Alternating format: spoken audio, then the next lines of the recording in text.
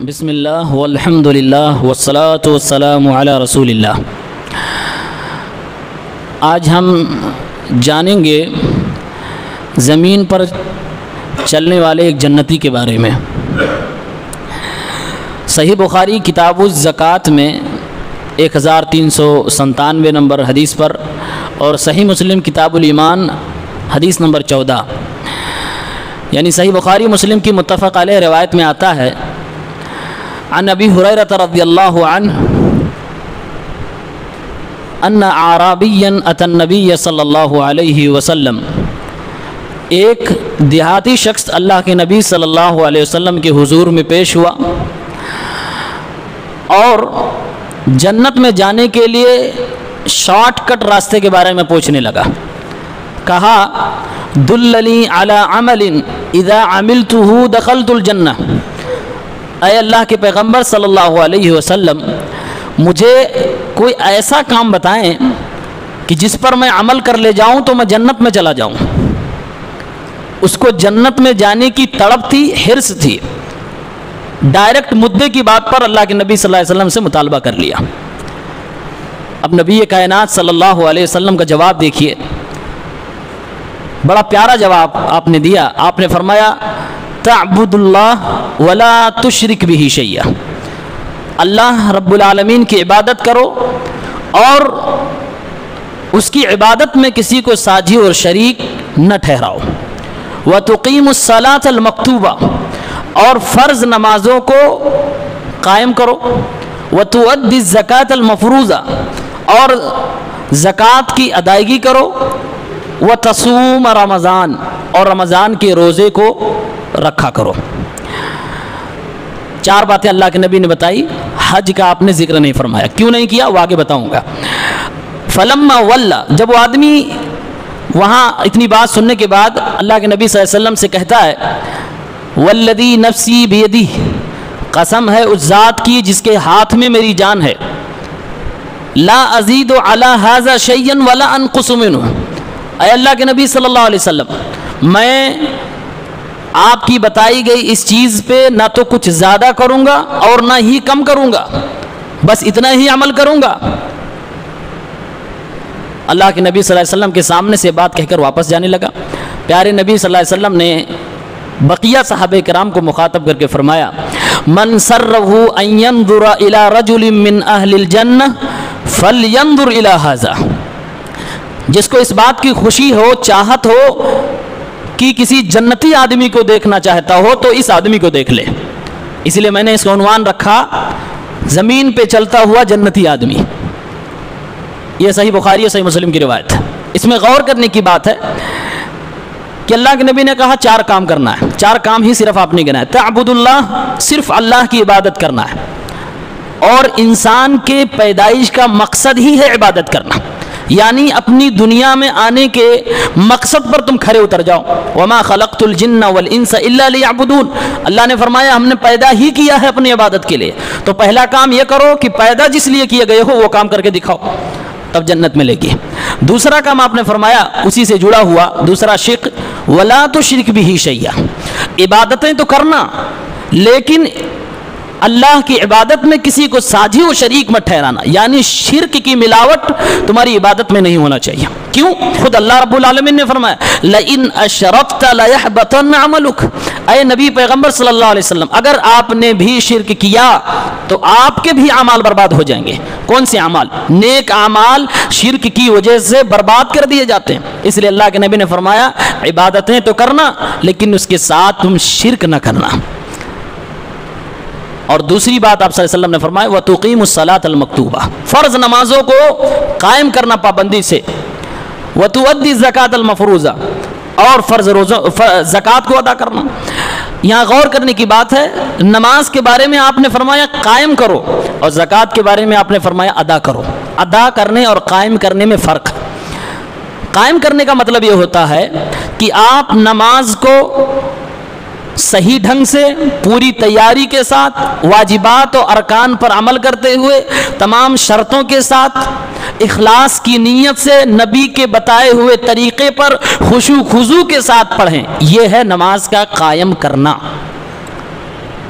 اور ادا کرنے کا مطلب یہ ہوا کہ زکوٰۃ تمہارے مال کا ایک متعین حصہ ہے، اسے نکالو اور مستحقین تک پہنچا دو۔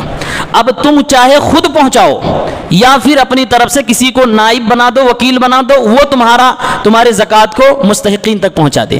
زکوٰۃ کے معاملے میں یہ ضروری نہیں کہ تم اپنے ہاتھ سے لے جا کر دو، لیکن نماز کے معاملے میں ضروری ہے تمہیں خود ہی کرنا ہے۔ دوسرا کوئی تمہاری طرف سے نماز پڑھے نہیں مانی جائے گی، فریضہ نہیں ختم ہوگا، نہیں ساقط ہوگا، لیکن زکوٰۃ کے معاملے میں ایسا نہیں ہے۔ اس لیے اللہ تعالیٰ نے کہا زکوٰۃ ادا کرو، اب تم چاہے خود کرو یا کسی اور کے ذریعے سے اپنے مال کا زکوٰۃ مستحقین تک پہنچاؤ۔ اور فرمایا روزہ رکھو۔ آپ صلی اللہ علیہ وسلم نے بات کہہ دی تو اس نے کہا کہ میں زیادہ نہیں کروں گا نہ کم کروں گا۔ سوال یہ ہے کہ اسلام انہی 4 چیزوں کا تو نام نہیں، اس میں تو حج کا نام ہی نہیں آیا، تو حج کا ذکر آپ صلی اللہ علیہ وسلم نے کیوں نہیں کیا؟ یہاں نبی علیہ الصلوۃ والسلام کی حکمت کا اندازہ ہوتا۔ آپ بڑے حکمت والے تھے، دعوت کے میدان میں خاص طور سے آپ کو اچھی طرح سے معلوم تھا کہ کیسے کس کے سامنے کب کون سی بات رکھنی ہے، اسی کا نام حکمت ہے۔ علماء نے لکھا ہے کہ آپ نے حج کا ذکر اس لیے نہیں کیا، ہو سکتا ہے یہ آدمی جس وقت آپ کے پاس آیا تھا تب تک حج فرض ہی نہیں ہوا تھا، اس لیے حج کا آپ نے ذکر ہی نہیں کیا۔ یا پھر یہ بھی ہو سکتا ہے کہ سامنے والے کے حلیے سے آپ صلی اللہ علیہ وسلم کو پتہ چل چکا تھا کہ یہ آدمی حج کی استطاعت ہی نہیں رکھتا ہے، یہ حج کرنے کے لائق ہی نہیں، ابھی وہ وہاں تک جا بھی نہیں سکتا ہے، اس کے پاس زیادہ راہ نہیں، اس لیے آپ نے اس کے سامنے حج کو ذکر نہیں فرمایا۔ اور اس نے کہا کہ میں نہ کمی کروں گا نہ زیادتی کروں گا۔ کیا مطلب ہے؟ اس بات میں کوئی شک نہیں کہ ہر آدمی جتنی بھی کوشش کر لے فرائض کو ادا کرنے کے لیے کہ میں بالکل ہو بہو جیسا اللہ نے اس کے رسول نے بتایا ہے اسی طریقے سے نماز پڑھوں گا، اسی طریقے سے زکوٰۃ دوں گا، اسی طریقے سے حج کروں گا، اسی طریقے سے روزہ رکھ لوں گا 100%، تو ایسا بہت مشکل ہے۔ آدمی کی عبادت میں کمی رہ جاتی ہے، کہیں خشوع خضوع میں کمی ہو گئی، کہیں کسی چیز میں کمی ہو گئی، اسی کمی کو دور کرنے کے لیے سنتوں اور نفل کو رکھا گیا۔ اسی لیے اللہ کے نبی فرماتے ہیں کہ قیامت کے دن اگر کسی کے فرض میں تھوڑی سی کمی ہے، کھروچ ہے، فرض میں تھوڑی سی کوتاہی ہے، تو اس کی سنت کی نمازیں، نفل کی نمازیں وہ پورا کر دیں گی اور اس کے ذریعے سے وہ جنت میں چلا جائے گا۔ تو اس آدمی کو اللہ کے نبی صلی اللہ علیہ وسلم نے باقی نفل و سنت کے بارے میں کیوں نہیں بتایا، صرف فرض کے بارے میں کیوں بتایا؟ تو اس کا بھی جواب علماء نے دیا ہے، کہا 2 وجہ ہو سکتی ہے۔ ایک وجہ یہ ہو سکتی ہے کہ اللہ کے نبی صلی اللہ علیہ وسلم کو اللہ نے وحی کے ذریعے سے اس آدمی کے بارے میں بتا دیا تھا کہ یہ 100% فرائض پر پکا پورے طریقے سے عمل کر لے جائے گا، کوتاہی نہیں کرے گا، لہٰذا یہ شخص جنت کا مستحق ہوگا۔ یا پھر اس شخص نے یہ کہا تھا کہ اے اللہ کے نبی جو آپ نے بتایا ہے میں اتنا کروں گا، مثلا نماز 5 وقت کی فرض ہے تو میں 5 ہی پڑھوں گا، 6 نہیں پڑھوں گا، ظہر 4 رکعت ہی ہے تو میں 5 نہیں پڑھوں گا، میں 3 بھی نہیں پڑھوں گا، میں 4 ہی پڑھوں گا، نہ اس میں زیادہ کر کے 5 کروں گا نہ کم کر کے میں 3 کروں گا۔ یہ کہنے کا مطلب اس شخص کا تھا کہ اللہ کے نبی میں دین میں نہ تو بدعت کا ایجاد کروں گا اور نہ ہی دین کے کسی کام کو میں مٹاؤں گا، ختم کروں گا، کم کروں گا۔ اور ایک اور چیز، جب وہ جانے لگا تو اللہ کے نبی صلی اللہ علیہ وسلم نے کہا جس کو جنتی شخص دیکھنا ہو اس کو دیکھ لے۔ اس حدیث میں تو گناہوں سے بچنے کا ذکر ہی نہیں ہے، ساری چیزیں کرنے والی ہیں، عبادت کرو، شرک نہ کرو، نماز پڑھو، روزہ رکھو، زکوٰۃ دو، گناہوں سے بچنے کی بات ہی نہیں ہے۔ تو کیا کوئی شخص یہ سارے کام کرتے ہوئے چوری بھی کرے، زنا بھی کرے، جھوٹ بھی بولے، پھر بھی جنت میں چلا جائے گا؟ سوال بنتا ہے، اس کا بھی جواب علماء کرام نے دیا ہے۔ اسی لیے کہتے ہیں صرف متن اور ترجمہ پڑھ کر علم نہیں آتا، علم علماء سے آتا ہے، سامنے بیٹھ کر سیکھنے سے آتا ہے۔ علماء نے لکھا ہے کہ حقیقت میں جو شخص اللہ رب العالمین کی عبادت سچائی سے کرے گا دل اس کا پاک ہو جائے گا، گناہوں کے قریب خود نہیں جائے گا۔ ایک چیز، شرک سے جو آدمی اپنے آپ کو بچائے گا اللہ رب العالمین کی رحمت اس کے اوپر ایسی ہوگی کہ انشاءاللہ بقیہ گناہوں سے بھی اپنے آپ کو بچا سکے گا۔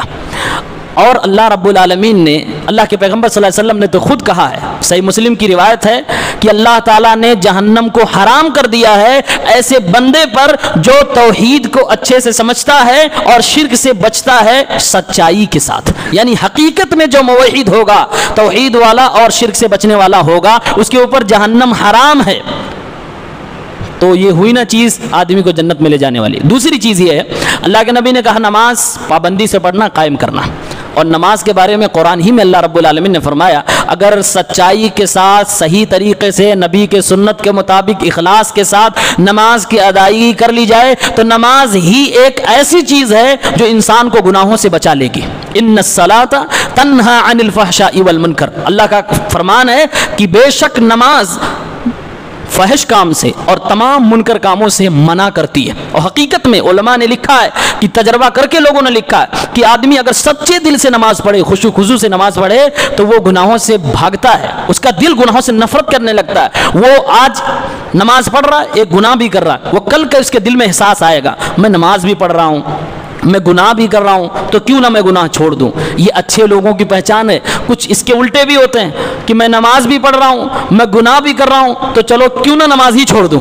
یہ آدمی شیطان کے جال میں پھنس چکا ہے۔ جو دونوں کام کر رہا ہے لیکن چھوڑ اچھی چیز کو رہا ہے، برائی کو اپنا رہا ہے، تو یہ شیطان کے جال میں پھنس چکا ہے۔ اچھا آدمی وہ ہوگا جو اچھائی کو پکڑے گا اور برائی کو چھوڑ دے گا، تو جو سچائی سے نماز پڑھے گا خود گناہوں سے دور رہے گا۔ تیسری چیز اللہ کے نبی نے جو ذکر کیا کہ زکوٰۃ ادا کرنا۔ زکوٰۃ کے بارے میں اللہ رب العالمین نے قرآن میں فرمایا خذ من اموالہم صدقۃ تطہرہم وتزکیہم، لوگوں کے مال میں سے زکوٰۃ لے لیا کرو، اس کے ذریعے سے تم انہیں بھی پاک کر دو گے اور انہیں بھی ان کا بھی تزکیہ کر دو گے۔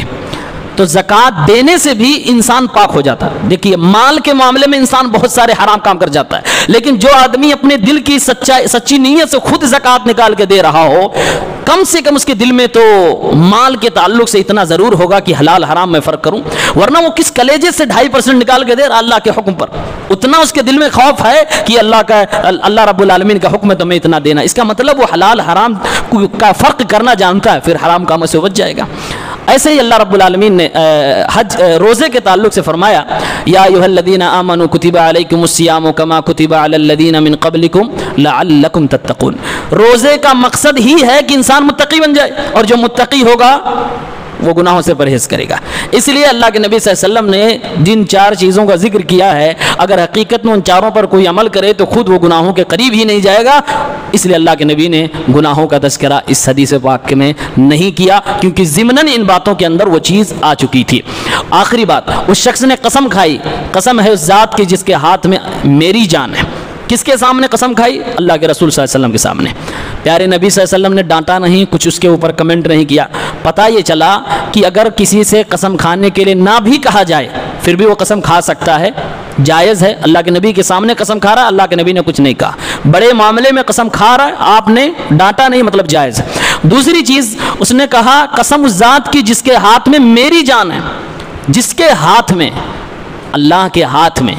پتہ چلا کہ اللہ رب العالمین کا ہاتھ بھی ہے، نبی کے سامنے کہہ رہا ہے، اور اللہ کے نبی اس کے اوپر کوئی نکیر نہیں کر رہے ہیں۔ اسی لیے قرآن میں جو سورہ ملک ہے، تبارک الذی بیدہ الملک، بڑی بابرکت ہے وہ ذات جس کے ہاتھ میں بادشاہت۔ لوگ اس کا کچھ لوگ ترجمہ کرتے ہیں بڑی بابرکت ہے وہ ذات جس کے قبضے قدرت میں بادشاہت۔ یہ قبضے قدرت کا ترجمہ غلط ہے، وہاں ید کا لفظ ہے، یعنی اللہ کے ہاتھ کی بات کی جا رہی ہے، وہاں قبضے قدرت کا ترجمہ کرنا غلط ہے۔ یہ عقیدے کا مسئلہ ہے، علماء کرام نے اس کو عقیدے کے بحث میں ذکر کیا ہے، اور یہ توحید کی ایک تیسری قسم ہے کہ اللہ رب العالمین کے لیے جو چیز قرآن میں ثابت کی گئی ہے اس کو ہو بہو اسی طرح سے مانو، بغیر تحریف، بغیر تعویل، بغیر کسی تشبیہ کے۔ اللہ رب العالمین سے دعا ہے پروردگار ہم سب کو نیک عمل کرنے کی توفیق دے۔